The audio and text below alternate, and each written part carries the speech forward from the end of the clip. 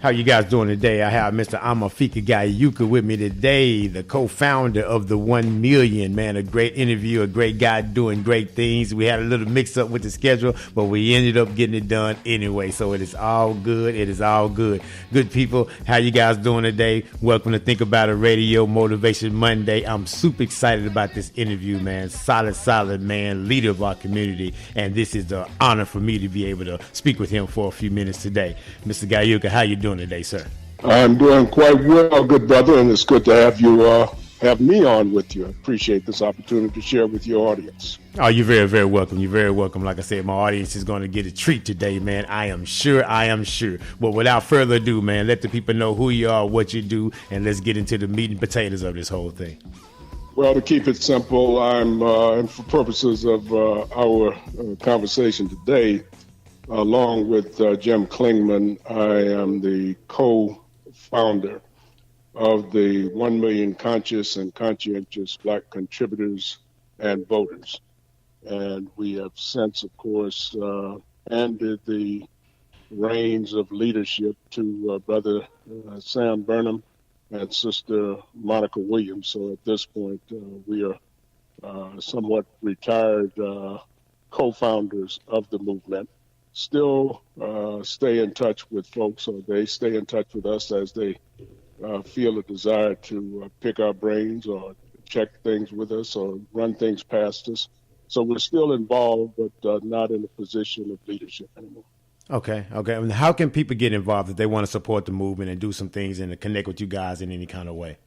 The best way for them to do that would be to go to the 1 Million website. It's www.iamoneofthemillion.com. I am oneofthemillion.com. www.iamoneofthemillion.com. That just has a great sound to it, and I'm glad to be connected with just such brilliant people out here doing some great things, man. Well, let's tell us about the 1 Million, man. I mean, what do you feel what do you see for the future of the 1 Million? Well, that depends, quite frankly, Brother Fortenberry, on what Black folks in America see for themselves. And yes, of course, as you know well, that's pretty much in the air right now. I think we have been maneuvered into a position where we are confused about who we are, and in fact, in many ways, if we are. And what we should be doing, if we should be doing anything. So I would like to think that we would seize the opportunities that are presented by us to take advantage of chances for us to position ourselves more strongly in the society, as opposed to being the weakest link in the chain, so to speak, or the weakest patch in the quilt-like fabric of American society.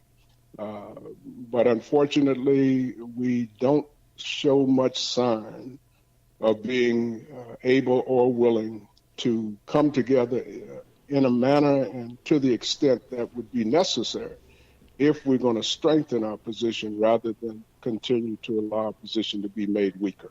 What do you think causes this apathy, this feeling of just kind of like, what you just kind of just explained, the feeling, kind of that it is what it is kind of thing? What do you think causes that? It's a combination. That's an excellent question. It's a combination of factors from my point of view, starting, of course, with the very obvious thing that you cannot take a race of people who are human beings in terms of their creation and convert them into a totally different creature, in this case referred to as a slave, and then condition them to behave as though they were this creature called slave, as opposed to the human being that their creator sent into this world, without there being some lasting consequences and ramifications of that. So we behave in ways that reflect how we have been conditioned to behave, because that way of behavior serves the interests of some other people who get benefits from us acting and behaving that way.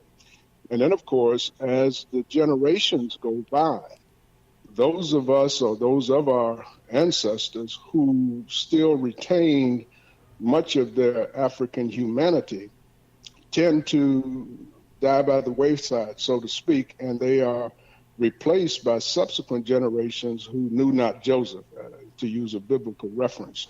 So the people who are, for example, among the millennials today, they have very little understanding or insight as to who we are and from whence we came, and why it is, in fact, that those of us who would perceive ourselves as being free got that way, because we obviously have not always been free agents and free beings in American societies. But how did we go about getting out of that stuff and getting into a situation where we could exercise some type and degree of freedom and build on that?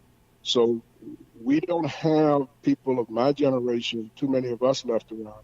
Jim and I are both in our 70s, and very few people in the generation that would be next to ours, that would be people in their 50s and 60s perhaps, who still have that sense of Black nationalism, as I like to call it, Black consciousness, which is more popular these days. So what has happened in some, Brother Fortenberry, is that Yes, sir. those who understand and understood the nature of what we had been subjected to in order to get us to be in the predicament that we're in, to accept, for example, being an inferior race of people to, especially to white people. Those who understood that and were willing to fight the good fight to restore us to our humanity have died off for the most part. And those of us who are left are pretty much worn down by the fray. And the people who would succeed us in terms of youthfulness and energy and fire, they don't embrace race consciousness the way that prior generations did. So they are off doing other things. And one of the saddest commentaries that I would make relative to the current Generation Xers and millennials is that they have this mentality, as you see all across the internet, that the only thing important, not the most important thing, but the only thing important is to get paid. And if we as a people have embraced that attitude, that the only important thing in life is to get paid, then that means that we have been willing to prostitute ourselves and to make ourselves available to whoever is willing to pay whatever price to get us to do whatever it is that they want us to do. And so we went from being the slaves of the physical chains and shackles to a slave for the dollar. Well, you might say the slave chains were taken off of our ankles and off of our wrists and off of our necks and put on our minds. That's what I've heard some people say it that way, and I tend to agree with that. And that's important, though, man, because when something gets on your mind, why do you think there's so many attacks of the mind, right? When anyone tries to get you to do anything, first it has to be put into your mind, right? And so if you have a thought into your mind that you think is your independent thought because other people's place it there, but you starting to act and believe and I guess demonstrate as if your particular independent thought, it's hard to get that unwrapped around that particular individual's mind, because what these commercials used to say, a mind is a terrible thing to waste, and it truly, truly is. And so if you get enough people that have a wasted mind, then you have an issue. You have the Martin Luther King Jr. streets looking like they look. You know, I know that wasn't his dream, right? So, but the mind says, well, you know, no one's going to do anything. We don't care, but we got enough power to do what we can do. Everything we need is inside of us, but for whatever reason, that's been kind of like thrown by the wayside. And I'm not saying all of us have, but I guess in your idea, because you're very more seasoned than I am out here, you know, but in your idea, there's too many of us, I guess, that don't care anymore. Let me put it a different way. Yes, there are not enough of us who do care. That's the key. And we don't necessarily need a huge number. Yes, sir. Like, for example, there is a reason why Jim and I came up with this concept of 1 million. That's not just some number that we picked out of a hat. We went through a process of analyzing and discussing and debating and trying to figure out what is wrong with our people and what would it take and how many of those folks, what kind of folks would it take to turn things around for us, and how many of those folks would we need to have engaged in the struggle to get us out of that stuff. And we came to the conclusion after a lot of thought that approximately 2% of the total number of our people in this country would probably provide us at least with the base or the foundation that we would need to be able to fight and win this battle. So there are approximately 45 million Black Americans in this country.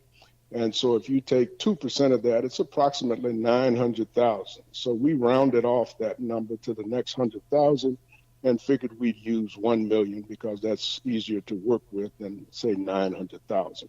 And so we talked about the fact that if we could locate, identify, and rally together approximately 1 million of the best and brightest minds that our race has produced, we could turn anything around, whether it's in the arena of politics, in the arena of economics and business and finance, you name it. With 1 million true believers in ourselves and in one another who are committed and dedicated, we could turn anything around and turn it to our advantage if we so chose. Unfortunately, the most difficult thing to do when you're dealing with our people is to get them to unify and come together on anything that would require some sort of sustainability of effort.